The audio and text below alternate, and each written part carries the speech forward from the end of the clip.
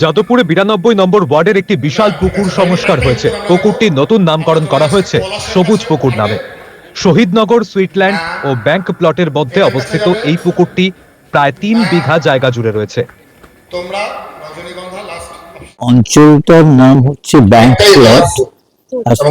Bank plot তো এখানে অনেকটাই ছিল জলাভূমি, বড় ঝিল ছিল এখানে। এটি একটি ব্যাংকের অধীনে ছিল, পরে এগুলো প্লট প্লট করে বিক্রি করে বুঝিয়ে করা হয়। তখন অবশ্য এই বোঝানোর সম্পর্কে কোনো আইন ছিল না, কিন্তু তারপর এখনো কিছু রয়ে গেছে। এখন যেগুলো আমরা রক্ষা করতে পারছি সেগুলো সেই আগের যে জলাগুলো ছিল তার কিছু কিছু অংশ। স্বাভাবিকভাবে এটাও ভর্তি হয়ে যাচ্ছিল, এদিক ওদিক থেকে মাটি পড়ছিল, এবং এগুলো সত্যি এখন কোনো মালিকানাও নেই। কিন্তু স্থানীয় কিছু মানুষ, আরো বেশ কিছু উৎসাহী মানুষজন, এরা বেশ কয়েক বছর ধরে আমরা চেষ্টা করেছি এটাকে বিভিন্ন ভাবে, স্বাভাবিকভাবেই অনেক বাধা এসেছে, পরে অনেকটা পুরসভা সাহায্য করেছে, এবং সব মিলিয়ে আজকে এখানে এটা একটা বেশ সুন্দর জলাশয় হিসেবে তৈরি হয়েছে। চারপাশে অনেকটা খালি জায়গা পাওয়া গেছে যেখানে গাছ পোতা হয়েছে এবং অনুষ্ঠান করার জায়গা তৈরি হয়েছে। এখনো অনেক কাজ বাকি আছে, কিন্তু আমার মনে হয় যে স্থানীয় সাহায্য পেলে আমরা মনে হয় এটা আবার একটা কলকাতা শহরের এই মানে চারিদিকে বাড়ি ঘর, তার মধ্যে একটা ছোট অন্তত উন্মুক্ত জায়গা, জলা জায়গা হয়ে থাকবে। এই পুকুরটি দীর্ঘদিনের চেষ্টায় স্থানীয় মানুষদের ও পরিবেশ কর্মীদের আন্দোলনের ফলে ভরাটের হাত থেকে রক্ষা করা গেছে। এলাকার অনেক বয়স্ক মানুষ প্রথম এই পুকুর বাঁচানোর আন্দোলন শুরু করেছিলেন। এর মধ্যে গুরুত্বপূর্ণ ভূমিকা নিয়েছিলেন অমলেন্দু ভট্টাচার্য, শঙ্কর বোস ও নির্মলেন্দু চৌধুরী। আমি 2010 সাল থেকে জলাশয় রক্ষা আন্দোলনের সাথে জড়িত। এই জলাশয় রক্ষা করার জন্য আমরা 2013 সালে কলকাতা কর্পোরেশনের কাছে বিভিন্নভাবে নিবেদন করি, আবেদন করি, এবং তারা এই জলাশয় ম্যানেজমেন্ট কন্ট্রোল গ্রহণ করে 2013 সালে, এবং এক সময় একটা টাকাও স্যাংশন হয়েছিল কর্পোরেশনে, কিন্তু বিভিন্ন কারণে এই টাকাগুলো ফেরত চলে যায়। আমরা তারপরে টক টু মেয়রে আমরা এই জলাশয় রক্ষার জন্য আবেদন শুরু করি, এবং তিনি কথা দেন এই জলাশয় রক্ষা করার জন্য উনি এগিয়ে আসবেন। 2024 সাল থেকে আমরুত প্রজেক্টে এই জলাশয় রক্ষার জন্য টাকা স্যাংশন হয়, এবং এই গত মার্চ মাসে এই পাইলিং করে জলাশয় রক্ষিত হয়। নাম দেওয়া হয়েছে, গত বছর আমরা এই জলাশয় পাড়েই একটা সিদ্ধান্ত নিয়েছিলাম সবাই মিলে, এটার নাম করা হবে সবুজ পুকুর। অমল ভট্টাচার্য, নির্মল চৌধুরী, শঙ্কর বোস, আরো অনেকে ছিলেন যারা আমাদের সাথে, অনেকে নেই আজকে। সবুজ পুকুর মেলা নামে একটি মেলার আয়োজন করা হয়েছে এই পুকুরকে ঘিরে। মেলাটি শুক্রবার 9 জানুয়ারি থেকে শুরু হয়েছে, চলবে 11 জানুয়ারি রবিবার পর্যন্ত।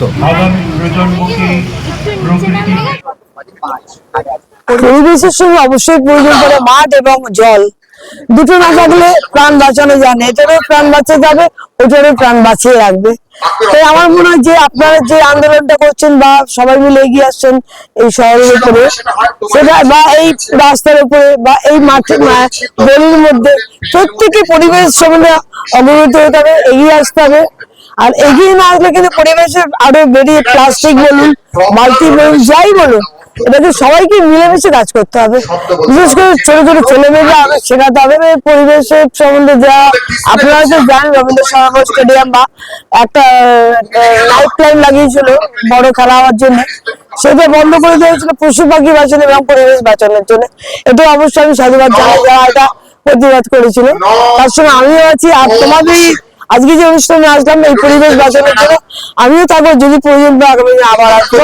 সংরক্ষণ তার 4টে মূল লক্ষ্য আছে। এটা হচ্ছে প্রোডাক্টিভ ফাংশন, একটা রেগুলেটরি ফাংশন, একটা এস্থেটিক ফাংশন, আর একটা ক্লাইমেট অ্যামেলিওরেশন ফাংশন। তো এখানে রেগুলেটরি ফাংশন হচ্ছে ক্লাইমেট, লোকাল ক্লাইমেটটাকে রেগুলেট করে। প্রোডাক্টিভ ফাংশন মানে এর থেকে প্রচুর রিসোর্স আমরা পেতে পারি। আর রিক্রিয়েশনাল হচ্ছে বোটিং কি আদার কাইন্ডস অফ রোয়িং সবই হতে পারে। তো এভাবে জলা অবধি চলে যাওয়া, মানুষকে উদ্বুদ্ধ করা যে তারা যেন এই জলাভূমি যেখানে যে সাইজেরই জলাভূমি থাকুক তাকে সংরক্ষণ করতে হবে।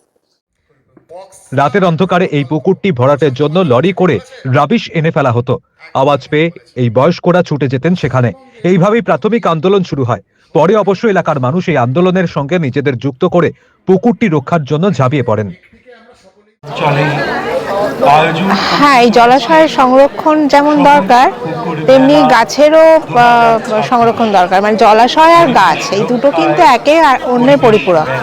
মানে গাছ না থাকলে কিন্তু জলাশয় থাকবে না, মাটির নিচে জল থাকবে না, এবং শহরের মাটিও আলগা হবে, শহর আরো রুক্ষ হবে, কংক্রিট আরো বাড়বে। সেই জন্য আমাদের মাটি দরকার। জলাশয়ের পাশে মাটি একটা ছোট্ট ফুসফুস প্রতিটা শহর, প্রতিটা এলাকায়, প্রতিটা নাগরিক পরিসরে খুবই প্রয়োজন মানুষের সুস্থ স্বাভাবিক থাকার ক্ষেত্রে। আমার শাখায় ফল খায়, বাসা বানায়, ডিম পাড়ে, ফুলে ভরেই থাকে আমার শাখা প্রশাখা।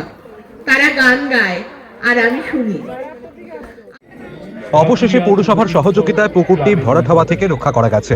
আশেপাশের এলাকার মানুষও এই পুকুর রক্ষার জন্য এগিয়ে আসেন। তখন থেকে একটি নতুন ফোরাম তৈরি করা হয়। গড়পা ঢাকুরিয়া হালতু জলাশয় রক্ষা মঞ্চ সংগঠন সরাসরি পুকুর সংরক্ষণের কাজে নামে। এই মঞ্চের চেষ্টাতেই এই পুকুরটি সংরক্ষিত হয়। সবুজ পুকুর মেলার আয়োজন করে এই মঞ্চ, সাথে ঢাকুরিয়ার যুবতীর্থ ক্লাব। যে গাছের আত্মকথা, এটা কি যে এমন ভাবে ব্যাপারটাকে করতে হবে যেখানে গাছের যে সমস্যাগুলো নিয়ে আমরা স্ট্যান্ড ফর গ্রিন কলকাতা আমরা লড়াই করছি, দীর্ঘদিন ধরে আমার বন্ধুরা লড়াই করছে, সেটাকে যেন আরো সুন্দরভাবে আমরা তুলে ধরতে পারি একটা নাটকের মাধ্যমে। জলাশয়ের জঞ্জাল পরিষ্কার করা হয়েছে।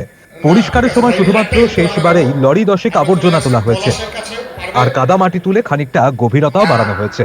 শালবল্লী পাইলিং, যা পুকুরের পাড় রক্ষা এবং জীব বৈচিত্র্য রক্ষায় গুরুত্বপূর্ণ ভূমিকা নেয়, তাও সম্পূর্ণ হয়েছে। সবুজ পুকুর মেলায় ছিল পড়ুয়াদের জন্য পরিবেশ নিয়ে কুইজ প্রতিযোগিতা। স্ট্যান্ড ফর গ্রিন, সবুজ মঞ্চের মতো পরিবেশ বিষয়ক সংগঠনগুলিও যোগ দিয়েছে এই অনুষ্ঠানে।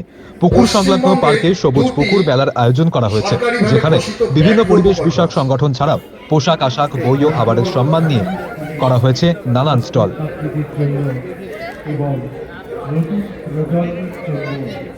আয়োজন করা হয়েছে হাতে কলমে